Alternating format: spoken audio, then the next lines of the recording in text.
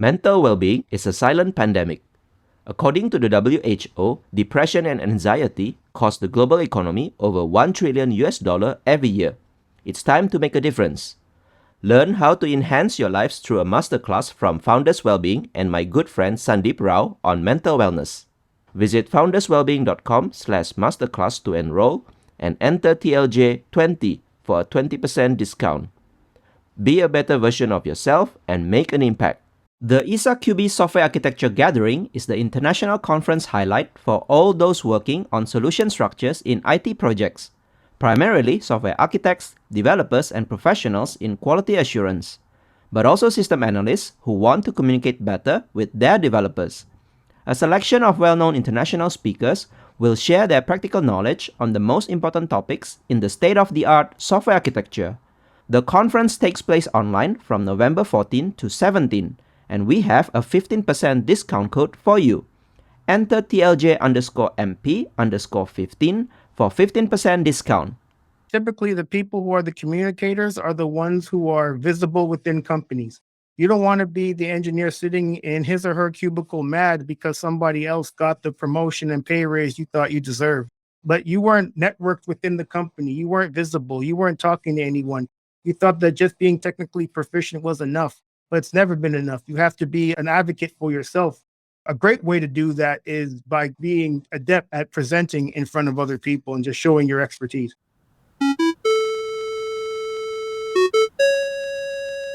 Hey everyone, my name is Henry Suryawirawan, and you're listening to the Tech Lead Journal podcast, the show where I'll be bringing you the greatest technical leaders, practitioners, and thought leaders in the industry to discuss about their journey, ideas, and practices that we all can learn and apply to build a highly performing technical team and to make an impact in your personal work. So let's dive into our journal.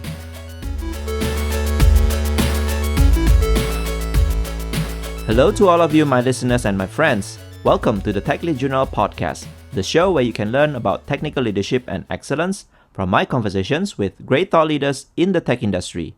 If this is your first time listening to Tech Lead Journal, subscribe and follow the show on your podcast app and on LinkedIn, Twitter, and Instagram. And if you'd like to support my journey creating this podcast, please subscribe as a patron at techleadjournal.dev/patron. According to some research, public speaking was ranked the number one fear among the majority of people, even higher than death. I had my struggles with public speaking too, and I've been trying to continuously improve it in the last few years. If you are someone who are struggling with public speaking or want to further improve your public speaking skills, then today's episode is for you.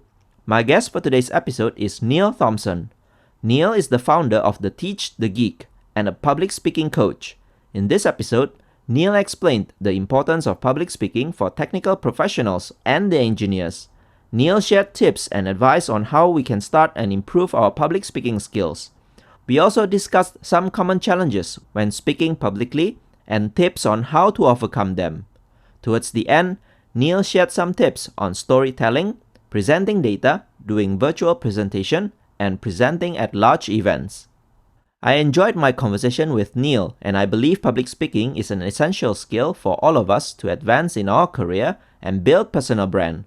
If you find this episode useful, or you know someone who can improve their public speaking skills by listening to this conversation, please help me share it with them so that they can also benefit from listening to this episode. I really appreciate your support in sharing and spreading this podcast and the knowledge to more people. And before we continue to the conversation, let's hear some words from our sponsors. Devternity is the top international software development conference with an emphasis on coding, architecture, and tech leadership skills. The lineup for this year is truly stellar and features many legends in software development. Names such as Robert Uncle Bob Martin, Ken Beck, Scott Hanselman, Venkat Subramaniam, Kevlin Henney, Alan Holub, Mary Poppendick, and many other prominent names, including some of those who have also appeared in this podcast before. The conference takes place online, so you can enjoy it from the comfort of your couch. We spoke to the Devternity organizers, and I'm happy to share that Tech Lead Journal has got the 10% discount code for you. Enter the promo code AWSM_TLJ when you purchase the ticket on devternity.com. Here's the promo code one more time, AWSM_TLJ. Depending on the time when you purchase a ticket, early price is still available. See you there. Today's episode is proudly sponsored by Skills Matter, the global community and events platform with more than 100,000 software professionals. Here, members can organize their learning experiences around the technology topics they care about most. You get on-demand access to their latest content, thought leadership insights, as well as the exciting schedule of tech events running across all time zones. So whether DevOps or data science is your buzz, or you're a fan of functional programming or all things cloud, you can make real connections with people who share your interests. Head on over to skillsmatter.com to become part of the tech community that matters most to you. It's free to join, and you will find it easy to keep up with the latest tech trends. Hello everyone, welcome back to another new episode of the Tech Lead Journal podcast. Today I have with me Neil Thompson. He's the founder of this brand, Teach the Geek. So if you heard about the name Teach the Geek, sounds very interesting. So Neil is actually helping a lot of people to do public speaking, including engineers. I think public speaking is something that maybe a lot of engineers have fears within themselves. So they want to do it, but somehow they couldn't do it for whatever reasons. Today we are going to cover this topic, how we can help engineers to become maybe braver, so to speak, to become much more confident in doing public speaking. So Neil, I'm really looking forward to having this discussion. Welcome to the show. Thanks for having me. So Neil, I always love to ask my guests to actually share their journey first. Maybe some kind of highlights or turning points that you think are interesting for the listeners to learn from you. Sure. I became an engineer because my father said I should, and I had no other ideas as to what I wanted to do after high school. I used to lie about that too because I was embarrassed by it. I noticed a lot of other people, when they were asked that question, they had a lot more interesting answers. Maybe they played with Legos when they were kids. Maybe they were in a robotics club when they were in high school. I was not a member of any robotics club, and I don't even recall playing with Legos all that much when I was a kid. But my father, I think, thought that just being an engineer would be helpful and just that it's a stable career. So I did it. I became an engineer, like he said. Then he said, do a master's. And I said, all right, I'll do a master's. And then he said, do a PhD. And I started a PhD, but I dropped out after a year. And the reason I dropped out is because at this point, I wasn't just an 18-year-old going into college anymore. Now I'm 24 years old. It was 6 years later. And at some point, you have to start living for yourself and not for what other people want for you, your parents included. So it was a year of the PhD program. I left it.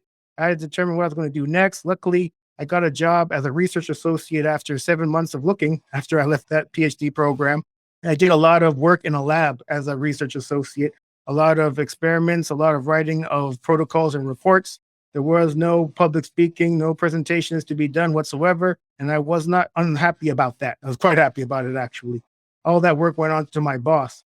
It wasn't until that second job that I had as a product development engineer that I had to start giving presentations. When I first took the job, I didn't have to do any presentations. And when I was interviewing for the job, I was not told about presentations. I thought I was going to be doing very similar work that I had done as a research associate. But a few months into the job, I was told I was going to be a project lead. What's a project lead? The company was too cheap to hire project managers, so they pushed that responsibility onto the product development engineers, one of which was giving presentations in front of senior management on a monthly basis on project status. And we're talking CEO, CTO, CMO, fill in the blanco, all the C's were in the audience giving these presentations. Let me tell you, my first few presentations were absolutely horrendous, Henry. I did not know it was possible to sweat that profusely from one's body. But there I was doing exactly that. And what made it even worse is that after the presentations, I'd get these questions that I thought I'd answered during the presentation. But because I didn't put my presentation in a way that these people couldn't understand, now I'm getting these questions. I was already sweating. Now I'm sweating even more. It was just a sweaty mess altogether. It wasn't until my project got canceled that I realized that perhaps this is something I want to get better at, giving presentations in front of people. And so I did. I joined Toastmasters. For those of you all that don't know, it's an international organization that helps people with their public speaking skills. It's a great forum to practice. And then instead of avoiding giving presentations like I did with that first job, I actively looked for opportunities to give presentations. And basically, I took everything that I learned in becoming more effective in giving presentations, and I turned it into a course, and I called it Teach the Geek to Speak. And it's geared towards people like myself, technical people who have to give presentations, especially in front of non technical audiences. I realized that just having a course may not be enough. I wanted to offer more ongoing support. So earlier this year, I started a membership. In addition to the course, people who join, well, obviously they get the course and they also get online community and then also monthly calls. So we can talk about all the issues that you're having with your public speaking. And that's essentially where I'm at now. Thanks for sharing your interesting story. I mean, not to mention also you have a podcast which also covers some of the interesting topics from other guests. Some could be related to public speaking, but some could be related to engineering as well. So you mentioned that you learn from your experience, maybe the hard way, right? But tell us maybe the first thing, why is it important for all engineers to start thinking about doing public speaking? What's so special about this public speaking? Typically, the people who are the communicators are the ones who are visible within companies. You don't want to be the engineer sitting in his or her cubicle mad because somebody else got the promotion and pay raise you thought you deserved. But you weren't networked within the company. You weren't visible. You weren't talking to anyone. You thought that just being technically proficient was enough, but it's never been enough. You have to be an advocate for yourself because not as if the decision makers are looking at you all the time to figure out what your career progression should be. You have to be the person that's driving that. A great way to do that is by being adept at presenting in front of other people and just showing your expertise. So if we take a lot of software engineers, so my background is a lot more software engineering. A lot of software engineers, when they start their job, they think their job is to just write code, right? And sit there churning out stories after stories and probably doing some demo, but that's about it, right? They don't think about public speaking. But there are opportunities, like you mentioned, when you had to present to your C-levels or whatever that is. So maybe if you can give some kind of tips to those engineers who still think writing code is the only job for them and they don't have to do anything else like presenting. Maybe some tips how they should start thinking about doing this public speaking. Well, look for opportunities to do it for sure. And then once you are given those opportunities, really give some thought as to the audience that you're going to be speaking in front of.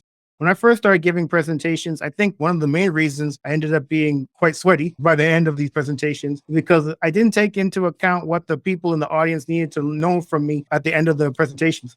I would just slap slides together, get up there, read them, and try to get out there as quickly as possible. But I never got out of there as quickly as possible because, as I mentioned, I'd often would get questions afterwards I thought I had answered. So I'm a big fan of really taking into account what these people need from you. When I was giving presentations in front of management, what I ended up doing was going to the senior management's admins. It's very difficult to get time with the senior managers because they're busy. But if you go to their administrative assistants, they very well know what this person wants in a presentation. So you go and ask them, what kind of information do I need to have in this presentation for your boss to pay attention? And then you make sure that you have that type of information within your presentation. So that's one thing. Another thing that I would mention is timing. I don't think a lot of people really give this as much credence as it deserves, but these are busy people. I mentioned that I had to give presentations in front of management, but it wasn't just me. Every project that was going on within the company was being presented on.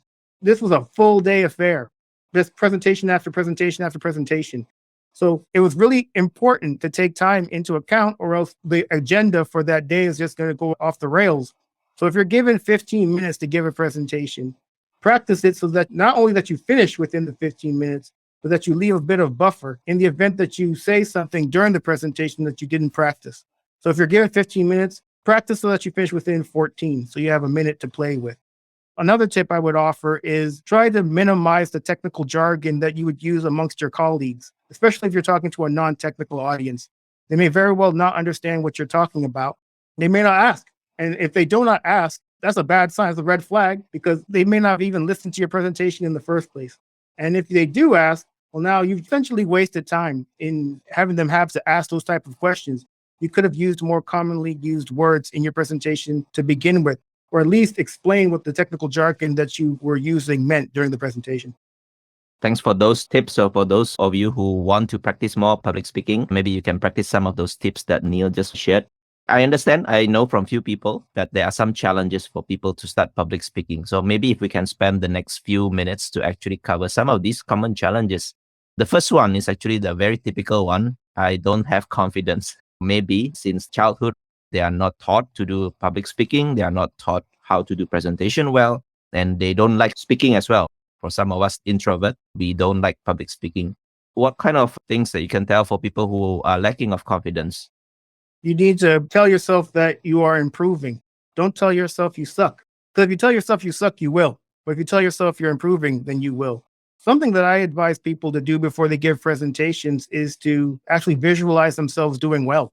And it really helps to really put you in the frame of mind to actually do well. So something that I do is I'll close my eyes, I'll take a deep breath, and then I'll picture how I want the presentation to go. I'll hit all the points that I want to in the order I want to hit them. The people will be looking at me. They won't be looking at their phones or looking off into space. When the presentation is done, I will give a call to action that's clear and easily followable. The people that ask questions, I will have answers. And in the event that I don't, I won't try to pretend like I do. I'll be confident enough to say that I don't know the answer, but I'll find out the information or find out the answer. And then I open my eyes and I'm in a much better place to actually get up there in front of people to give the presentation.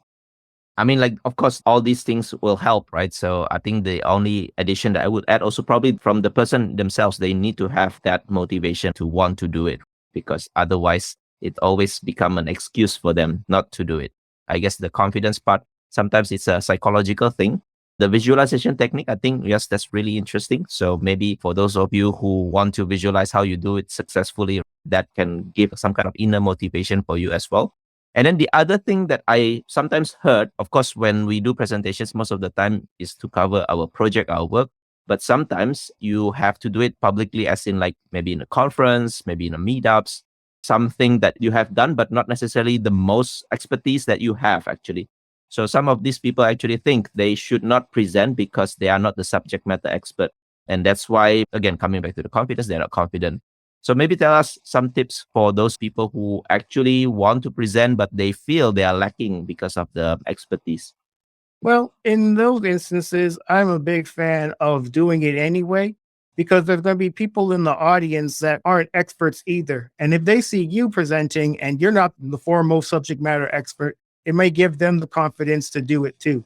You could be the catalyst for them to have the confidence to actually give presentations. So I wouldn't let not being the number one expert in any given field to stop you from doing presentations. There's going to be a lot of people in the audience that are going to be similar to you, maybe even lower than you. So you're an expert to them. Yeah, so this thing is sometimes referred as imposter syndrome, right? Because I think in tech, especially, there's just so many things that we always feel like we are lacking. We are not experts. So I think, like what you mentioned, there are so many people out there. Some could be more expert than you, of course. But don't forget that there are a lot of people who are also starting or who may not understand the technical details that you're talking about. So don't let the subject matter expert becomes your barrier. The other thing that I sometimes hear from people is that for those non-English speaking people, language is actually one of the barrier. They think they have funny accents, they don't speak fluently, or they don't do good storytelling and things like that. So maybe some tips, how do we overcome language barrier for those who are non-English speaking? Well, in those instances, I think that the people in the audience will have a lot of grace for those people because they probably couldn't imagine having to give a presentation in another language, given that perhaps they only have one language. They're not bilingual or trilingual. It's just the one language they have. I couldn't imagine going somewhere else and having to give a presentation in another language. English is my only one. So when you hear someone with an accent, you get the sense that, okay, this person's first language isn't English, and yet they're up in front of us talking anyway. That takes a lot of bravery and a lot of courage. So I think you'll get a lot of respect from the people in the audience for doing that. And then also, when it comes to being someone who's speaking in a language that isn't your native tongue, I would highly suggest speaking more slowly. Because of your accent, it might be difficult for the native speakers to understand you. So in those instances, try to speak a bit more slowly to make sure that people get what you're saying. I think the speak slowly is a good tips. Don't try to become fluent English speaking anyway, because you are not. So instead of trying to become a person that you are not, then maybe you should leverage your situation and maybe speak slowly, maybe speak even better, right? Choose the proper language, not the technical jargons or difficult English, so that people can relate back to what you're presenting. So the next one that I want to cover, I think some people told me about this as well. It is probably deep. So they had past trauma. So maybe they did public speaking before, they didn't do well. People probably mocked them or whatever. So they feel ashamed or afraid to do it next time because they had a very bad experience before. So tell us how we can probably overcome this for those who didn't start well for their public speaking experience. Well, I don't know if you know this, but public speaking is the number one fear of most people. And I think a lot of times the reason it is that number one fear is because they had one of those really bad experiences doing it. What I would say to get over it is just, it certainly will take some time, but especially if you're somebody who wants to gain visibility within a company, instead of thinking about the fear and the traumatic experience, think of what you're going to get by improving your public speaking skills or your presentation skills. In most instances, that's going to far outweigh the fear that you have. And how about maybe the physical things, like you mentioned in the beginning, you actually were sweating a lot in the presentation. How did you manage to overcome that? Before you probably like more sweat. Now probably it's like an ease for you. Well, if you're a sweater, wear sweaters. Sweaters hide sweat really well. Right, right. Thanks for sharing all these common tips for challenges that people commonly have. From your helping other people, are there any challenges that may be worth or interesting to share to the listeners here? Sure, the use of filler words like so, and like. These words are common in just your conversational language, but they can be distracting to people in the audience. As you mentioned, I have a podcast, and I once had a guest on my podcast. My mother called me about this guest, this particular episode, and she said that after a few minutes, she couldn't listen to the episode anymore because my guest used so many filler words. She found it so distracting. She just had to stop. It's unfortunate because it was a really good episode. But in the event that you are one of those people that use a lot of filler words, I highly suggest when you practice to actually record yourself so you can listen back and see how many filler words you use. So at least you know where your baseline is and what you need to do to improve. It's very difficult to improve without having that sort of measurement. And then also, when it comes to filler words, a reason to improve it is, as I mentioned, you'll have people like my mother who are distracted by them. If you minimize them, those people will listen. And then the people who weren't all that bothered by them, they'll listen anyway. So at least you'll get more people engaged in actually listening to what you have to say. Yeah, I think filler words is also something that if people are not fluent in doing public speaking, they will tend to think before they speak. And that's where the filler words probably naturally come. So I think Toastmasters, like what you mentioned, have this activity where they will count those filler words. And at the end, they will tell you, okay, you did so many of these filler words and you can improve from there. But if you don't join Toastmasters, like what you said, I think record yourself and play it back. And then maybe you do your counting. And then you will see how you can improve from there. I saw from your website that you gave some public speaking tips, the easy public speaking tips. I think we have covered some of them, but there are some that I think will be useful to cover as well. So for example, maintaining eye contact. So I think for people who present offline in an event or something like that, they have to face the crowds. Sometimes it could be in tens, sometimes it could be in hundreds. I think this is another fear for a lot of people because they are not used to seeing a lot of eye contacts looking at them at one go. So maybe you can tell us some tips for this one. I'm someone who struggles with eye contact. When I was in Toastmasters, I was told that when you give a presentation, you should maintain eye contact with someone for 3 seconds. You don't know how long 3 seconds is until you stare at somebody for 3 seconds. It seems like an eternity. What would happen with me is when I would do it, I would forget what I was going to say next, and then a whole bunch of ums and ahs would come. You want to minimize those because you want my mother to listen. So what you would do to help with that is you don't look at people's eyes, you look at their eyebrows. They can't tell the difference. At least for me, when I looked at eyebrows, it wasn't as distracting as looking into people's eyes. Interesting. So you look at the eyebrows, not the eyes themselves. I think, yeah, people can tell. So some tips that I used as well last time is actually instead of looking the near end of the people who sit in front of you, you look at the far end people, right? So maybe that gives lesser pressure. And the other thing is, I think not to have eye contacts to all of them. Just focus on a few who are interested in your speaking, because that sometimes can also give you back motivation. Instead of you look at so many other people, some get distracted, some don't really pay attention, or some give that look that you don't like. So I think that also gives pressure. These are some of the tips that work for me. And thanks for, giving these tips for looking at eyebrows. I think, yeah, people probably can't tell that you're not looking at their eye. Instead of recording the audio, I think you also mentioned that we should also record the video. So tell us why recording the video of us giving public speaking is also useful for us. Well, I would actually suggest that video is better than just the audio, but if you can only get the audio, that's fine. At least with video, obviously you get the audio too. So you're able to listen back and hear all those filler words you used. But you're also able to see yourself and see, did you do anything during your presentation just physically that you wanted to improve on or that you actually like? I remember when I was in Toastmasters, I was a judge of a speech contest. I was one of the two judges. And the person who actually gave the speech, they patted their right hand on their leg during their presentation. This is something I did not notice, but the other judge did. This is something that if this person was videoing themselves, they would have seen themselves. It's one thing for somebody to say you patted your leg. Perhaps you don't believe them. But if you actually see yourself doing it yourself, well, now you can't really say that the person wasn't telling the truth. You see it yourself. And now you have a decision to make. Is this something you want to get better at or not? Yeah, so that's a good point because sometimes when you are doing public speaking offline, people will see your body language.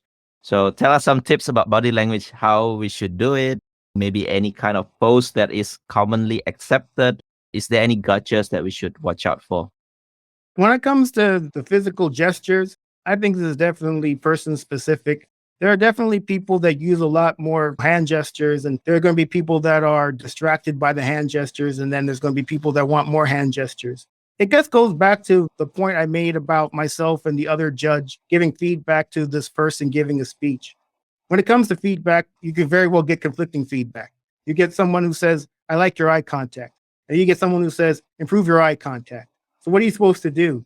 You have to run all feedback through your own filter and don't feel like you have to implement all feedback that you get.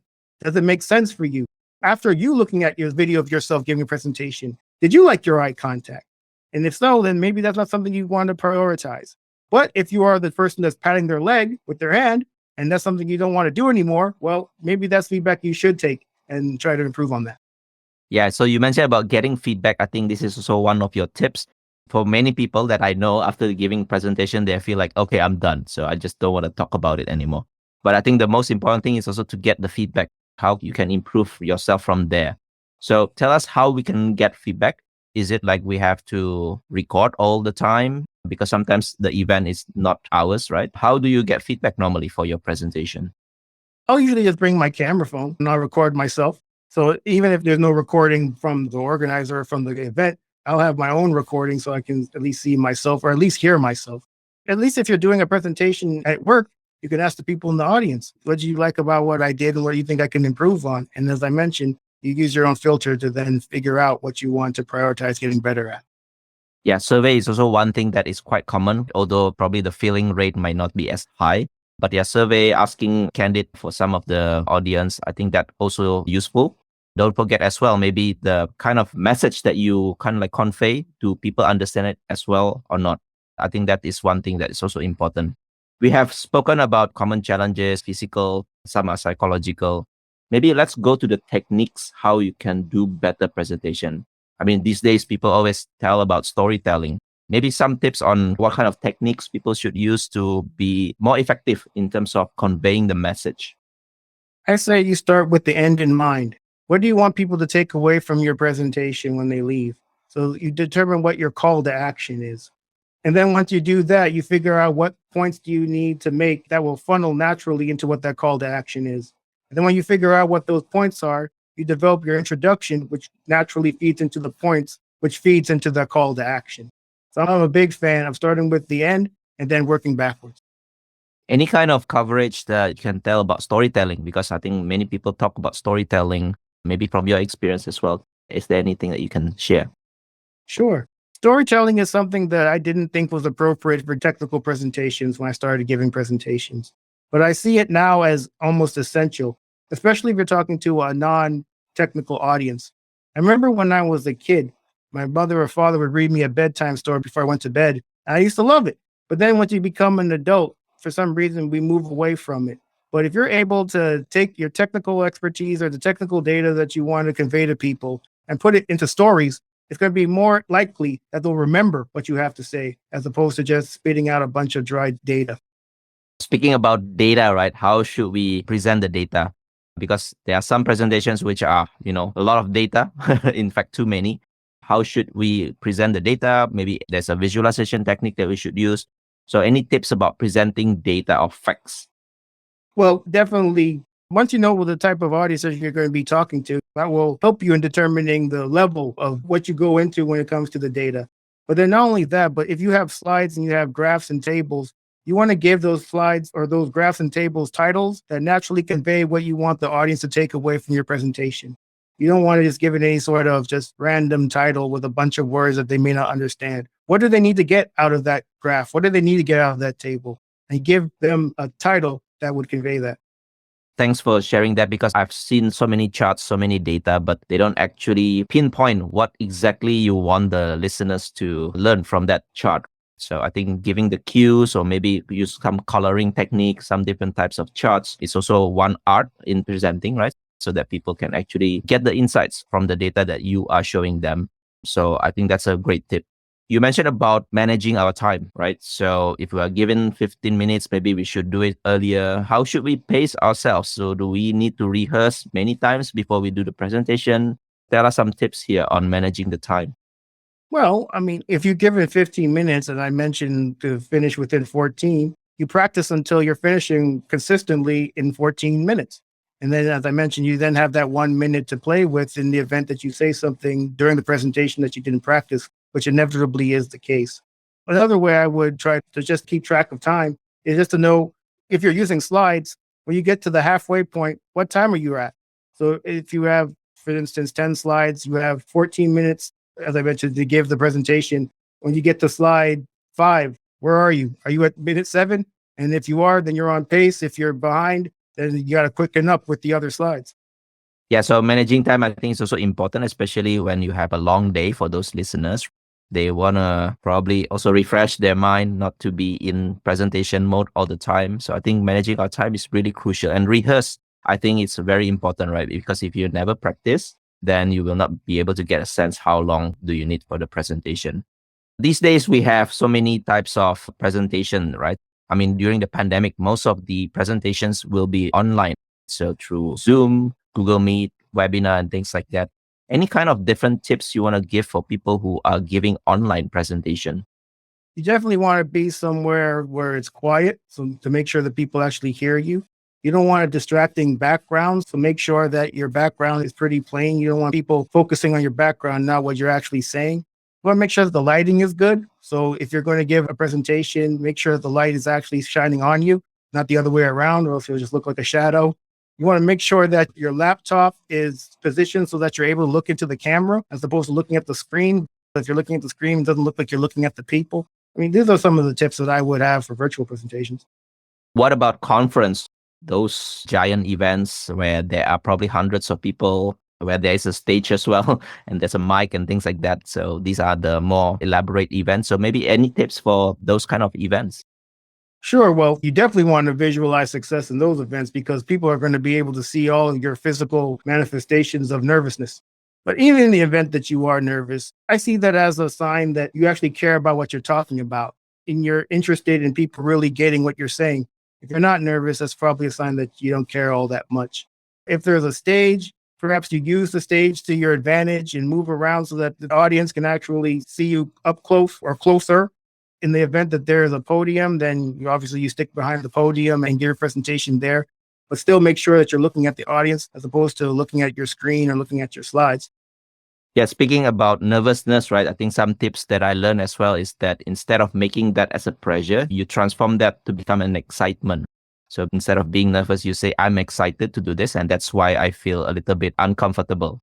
So I think instead of, succumbing to the nervousness, you make yourself excited instead. And I think, yeah, you should care what you talk about. You should change the mindset. I just want to share what I know, instead of wanting to become an expert or something like that. So I think the key message here is it's within your control how you can probably manage yourself so that you can give a better presentation. So Neil, maybe you have helped a lot of people, right? Is there any other interesting cases that you can share here for those people who still want to get some more tips from you? Well, you have to get out there and do it. You can't be like me during that first job, being happy that your boss is doing all the presentations and you get to pass all that information that you would have presented to him. When it comes to getting better at giving presentations, you can listen to all the podcasts, read all the books, look at all the YouTube videos. But until you actually get out there and do it, you won't get better. Practice makes progress. Yep, that's right. So we can always get inspiration from great public speaking, but sometimes we have the challenge to actually do it. So I think thanks for reminding that. I think that's really important. Just do it, practice it. Sometimes you don't need to go public or with people viewing. You can also record yourself. I think this is also a key that I learned. You can just record yourself first and then watch it and learn from there. Do you dread yourself speaking in the recording or not? So I think that's also one tips that I learned. I think speaking about being more visible, I get a lot of people telling me that doing more public speaking actually gives you a lot more opportunity. Maybe not just within work, because visibility in work is important, but from outside of work, you'll get more opportunities. So tell us what kind of opportunities we will get by doing more public speaking. Maybe another job if you don't like the job that you currently have. So there's definitely that. And yeah, I mean, you can network as well. Yeah, it's definitely great for networking. It's great for even finding other opportunities that might be paid. There are people that started off giving presentations because they just were interested in whatever they're talking about and just wanted to be in front of people. But in the event that people actually want to hear what you have to say and are willing to give you money for it, well, then now you have that opportunity to do what you actually like and get paid for it too. I think some talks can inspire other people, right? So I think coming back to the levels, in the audience, you may have different types of people. Some probably more experienced, some are not. But for those who are probably not at that level as yours, so probably sometimes you can give inspiration to them and that you will connect. And that's why you have more opportunities. From my experience as well, doing this podcast, I also get a lot of opportunities. So I think for people who are still thinking of doing public speaking, I think it can give you some benefit. It's not just about your public speaking, but also other opportunities. And hey, maybe you can find a cool job, your next cool job out of this opportunity. So Neil, as we are going to the end of the conversation, I really enjoyed this. Actually, I think a lot of practical tips for those who want to do better public speaking. I have one last question before I wrap up the talk. I have this custom question, which I call 3 technical leadership wisdom. So think of it like an advice that you want to give to listeners, maybe from your experience, your expertise. What are your technical leadership wisdom, Neil? Be clear, be thoughtful, and listen. So if you're somebody who is the manager of people, you definitely want to be clear in what you expect out of them and what you need them to do so that there is no miscommunication. And then you also want to be thoughtful in what you say to them too, so that you don't have to apologize later because you said something that perhaps they might be offended by. That's going to take some time, obviously, to figure out what people's sensibilities are. And then you also want to listen. You don't want to be the person who's just a talker and your idea is the best idea and everyone just has to implement it. You want to listen to what other people have to say too. And once you do that, that actually informs your ability to be clear and to also be thoughtful too. So again, it's be clear, be thoughtful, and listen. Wow. Speaking like a true public speaking expert, be clear, be thoughtful, and don't forget to listen. We are not there just to speak, but also to listen from others. So again, thanks for the tips. Neil, for people who like this conversation and they want to follow up or continue the conversation from you, is there a place where they can find you online? Sure. You mentioned my podcast, so you can go to podcast.teachthegeek.com. If you prefer to actually see me and my guests, you can go to the YouTube channel at youtube.teachthegeek.com. And then there's also the actual website, teachthegeek.com. Right. I'm sure people won't miss it. Teach the Geek. I think it's a pretty unique brand. So for those of you who want to learn more about public speaking, do make sure to check out Neil's resources that he just mentioned. So Neil, thank you so much for your time. I really enjoyed this conversation. Hope you have a good luck to transform a lot of people to be better public speaking. Great. Thanks again for having me, Henry. Thank you for listening to this episode and for staying right until the end. If you highly enjoyed it, I would appreciate if you share it with your friends and colleagues who you think would also benefit from listening to this episode. And if you're new to the podcast, make sure to subscribe and leave me your valuable review and feedback. It helps me a lot in order to grow this podcast better. You can also find the full show notes of this conversation on the episode page at techleadjournal.dev website, including the full transcript, interesting quotes and links to the resources mentioned from the conversation. And lastly, make sure to subscribe to the show's mailing list on techleadjournal.dev to get notified for any future episodes. Stay tuned for the next Tech Lead Journal episode, and until then, goodbye.